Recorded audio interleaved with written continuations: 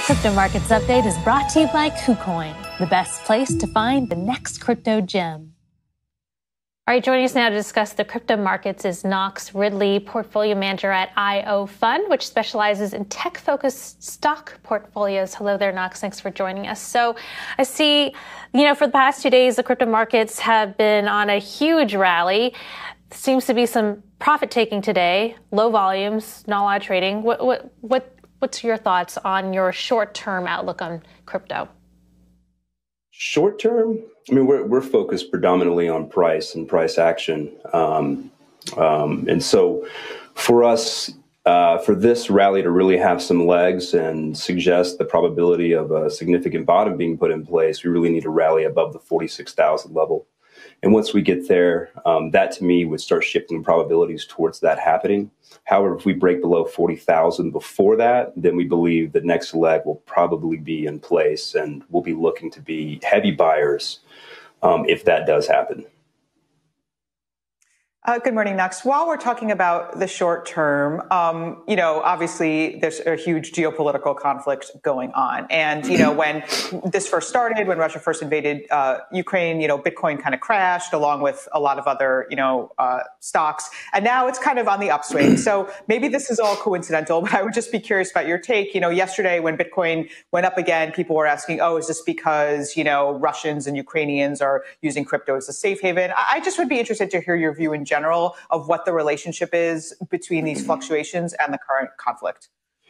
Sure. And I'm not sure if my answer will be satisfying, but I mean, we studied crypto quite thoroughly from many angles. And, we're not into all cryptos. We're into certain ones that have very unique tech behind them. And what's unique from my perspective as a technical analyst who studies price charts is there's not a lot of news moving these coins. You can't look at various altcoins and look at the swings in them and say that news is moving them. So we believe that sentiment has a bigger factor than anything. And a case in point, when El Salvador announced that they're going to be, allowing Bitcoin to be a national currency and offered their program to give Bitcoin to their citizens and wallets, that marked the top recently. And then we saw Canada come out and weaponize their central banking system in order to go after protesters. To me, that should have been a significant bottom for Bitcoin from a news standpoint, and it just continued to go down. So I tend to believe that some of this is coincidental. To me, the correlation that really matters right now is the US dollar inversely to Bitcoin. There seems to be a correlation going on there. As a dollar is going up in strength, that tended to mark a bit of a top with Bitcoin. So that to me is the correlation that I'm watching. So what do you think is behind this volatility? Because when the Russians entered Ukraine, we saw a huge plummeting of the global markets in general, and including crypto. And then we saw since Monday a huge rally. So what do you think is behind that? It's interesting. If you look back in history, I mean, if you just study the price charts and the correlation between assets, going back to say the Gulf War, we saw stocks going, whenever the invasion started, stocks went down and oil went up. And then we go to Iraq War II and the complete opposite happened. On the invasion days, stocks put in a major low, went up, and oil went down.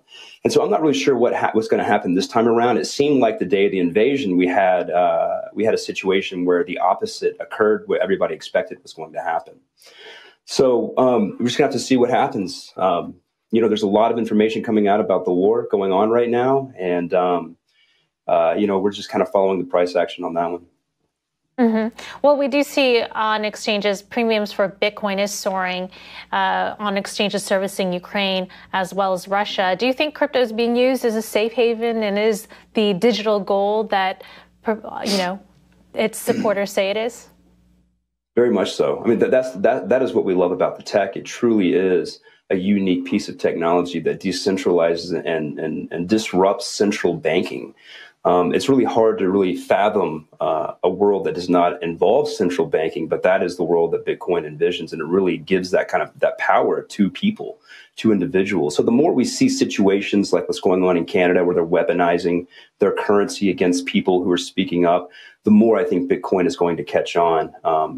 So we really do see that. We really do believe that that is the future, and that is where this is going to be heading. But in terms of it being digital gold, there's only, from my perspective as a portfolio manager who's been studying this for many, many years, there's only really three assets out there that have the kind of very difficult to achieve quality of being a store of value. The US dollar, you could use that almost anywhere in the world. Gold, considered valuable anywhere in the world. And I would even argue that Bitcoin now is something that you could probably make a transaction almost anywhere in the world with, just as easily with gold. However, everyone wants to say that Bitcoin is more volatile, and that's just not the case. As it's becoming more and more adopted, we're seeing that volatility really spread out. And when you compare it to gold, for example, since Bitcoin, gold has had a 45% drawdown, and it took 20 years to get back to its all-time high. And the US dollar has lost 93% of its value since 1913. So Bitcoin really does offer a much better, in my opinion, store of value compared to the alternatives out there. So we really think that trend is just going to continue to be adopted and grow.